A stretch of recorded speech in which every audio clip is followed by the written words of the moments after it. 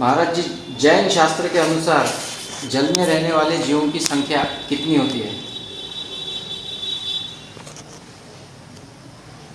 जैन शास्त्रों के अनुसार जल में रहने वाले जीवों की संख्या के संबंध में आप जानकारी लेना चाह रहे हैं।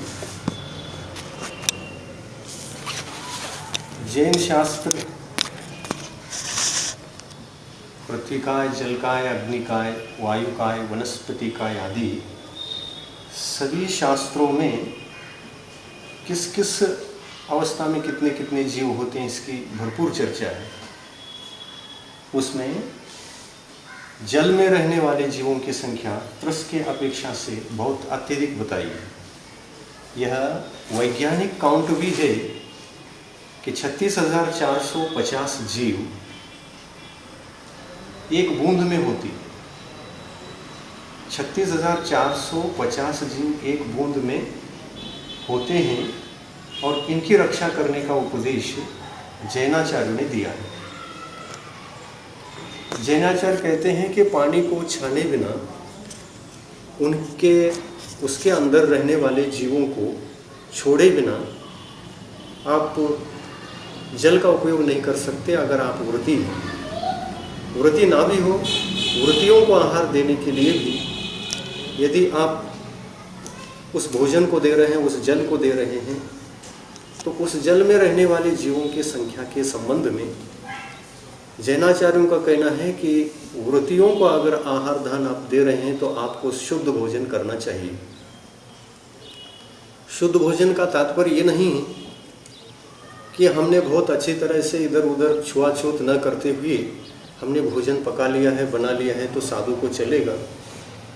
शुद्धिकरण तो आवश्यक है, वो एक व्यवहारिक क्रिया है। शुद्धिकरण से भी ज़्यादा कहीं महत्वपूर्ण है अहिंसा धर्म को निभाते हुए, उसके भीतर रहने वाले जीवों की रक्षा करते हुए आप शुद्ध भोजन करें और जीव रक्षण के साथ, जीव अहिंसा पद्धति के साथ जो आपने भोजन पकाया है, वह पकाया हुआ भोजन व्रतियों को चलता है, व्रतियों को देना चाहिए, ऐसा विधान है।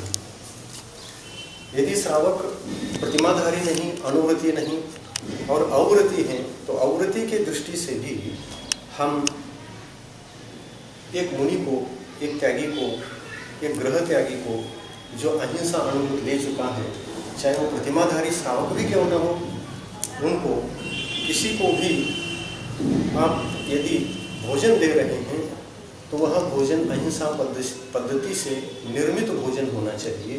ये जैनाचार्यों का उपदेश श्रावकाचार ग्रंथों में है। आजकल इस संबंध में बहुत प्रमाद देखा जाता है कि उस पानी को छाना नहीं जाता, जीवाणु छोड़ा नहीं जाता। छानते जरूर हैं पर जीवाणुओं को छोड़ करके अहिंसा पद्धति से उस जल को लाया नहीं जाता और इसी कारण से व्रतियों के व्रतों में दोष आना स्वाभाविक है और होता भी है।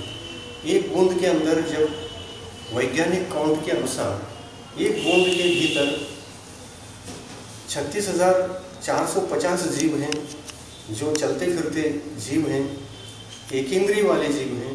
इन एकेंद्रीय वाले जीवों को तो आप बचा नहीं सकते क्योंकि जल ही स्वयं एकेंद्रीय जीव है। उसको गर्म करने पर या उसका ताड़न आदि क्रिया होने पर उसकी हिंसा तो अवश्य होती है। ये हिंसा होती है केवल जलकाय की, तो उसकी गणना उसके भीतर नहीं है। श्रावकाचार ग्रंथों में श्रावकों के लिए संकल्पी हिंसा का त्याग कराया है। जो त्रस जीव होते हैं, जो कीटाणु होते हैं जल के भीतर, एक एक बूंद बूंद में कीटाणु होते हैं, वो त्रसकायिक कहलाते हैं। इन त्रसकायिक जीवों की रक्षा का उपदेश बहुत अच्छी तरह से जैनाचार्यों ने सब जगह लिखा है। और त्यागी को भोजन दे दें या स्वयं भोजन करे, जो जीवाणुओं की रक्षा से नहीं लाया गया भोजन है वह अव्रती भी सेवन नहीं करता, क्योंकि एक अव्रती यानी व्रत रहित एक सम्यक दृष्टि श्रावक भी 5 उदुम्बर फल जिसको बोलते हैं, आप सब लोगों को मालूम है, उदुम्बर फल का अर्थ होता है जिन फलों में तोड़ते ही असंख्य उड़ने वाले जीव बाहर आते हैं, उनको उदुम्बर फल खाया। वो 5 प्रकार के होते हैं। उनका त्याग तो एक अवृत्ति श्रावक को भी, जो अमृत सम्यक दृष्टि है, यानी जैन कुलाचार का जो पालन कर रहा है, अहिंसा की पद्धति के अनुसार वह 5 उदुम्बर फलों को नहीं खाता।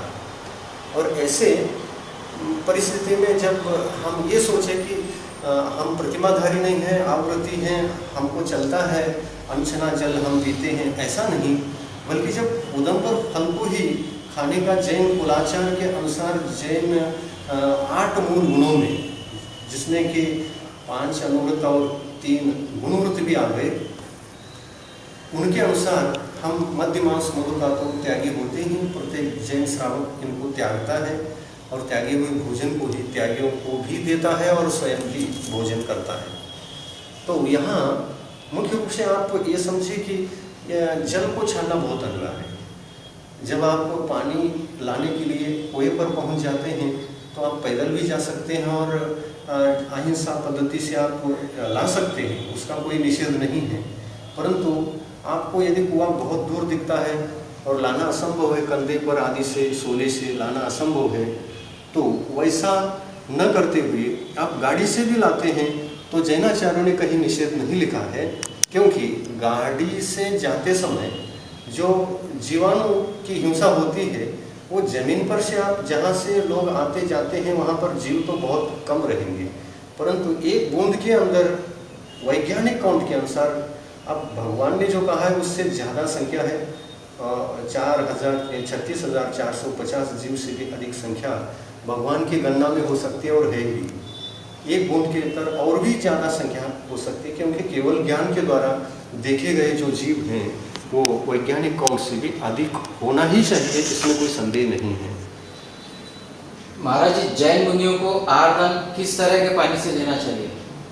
जैन मुनियों को आहार दान किस तरह से देना चाहिए, तो अभी हमने किस तरह के पानी से, किस तरह के पानी से देना चाहिए, तो इसमें ये जानना जरूरी है कि जिस पानी को हम जहाँ से लाते हैं वहाँ के पानी को लेने के बाद उसमें रहने वाले एक एक बूंद के 36,450 जीवों को जहाँ छानना और उसी पानी के भीतर छोड़ना संभव है, उस पानी का उपयोग श्रावक को करना चाहिए।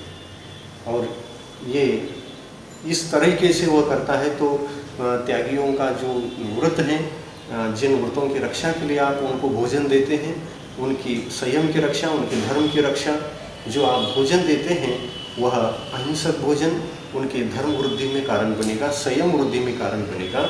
और एक अहिंसा पद्धति से दिया गया भोजन पुण्यकारी और आपके लिए पुण्य का बंध और धर्म कर्म की निर्जरा और दया का पालन आपका भी होगा और मुनियों का भी संयम का पालन होगा, अहिंसा धर्म का। ये बताया है जैनाचार्य ने कि श्रावक यदि अनुव्रत लेता है, प्रतिमाधारी बनना चाहता है या नहीं भी बनना चाहता है, जीवाणु को तो छोड़ करके ही जल का उपयोग करना चाहिए, क्योंकि उस पानी को छानेंगे नहीं, जीवाणु को छोड़ेंगे नहीं, तो पंच उदुम्बर फलों को खाने का जो दोष आ सकता है वही दोष इसमें आएगा, क्योंकि उसमें भी मांस शरीर वाले, रक्त शरीर वाले जीव रहते हैं एक एक बूंद में, तो उनका भक्षण से अभक्ष भक्षण का पाप लगेगा और मांस भक्षण करने का भी दोष लगेगा। तो जैसे कि जैन श्रावक वैसे शाकाहारी ही होता है, शाकाहार जैसे अनिवार्य है आपको, वैसे जल को छानना भी अनिवार्य है, क्योंकि उससे भी मांसाहार का दोष आ सकता है। तो इस तरह से जैनाचार्य जो कहते हैं वो बिल्कुल ठीक है, उस पद्धति से ही हमको चलना चाहिए। और यह पद्धति ही शास्त्रोक्त पद्धति है।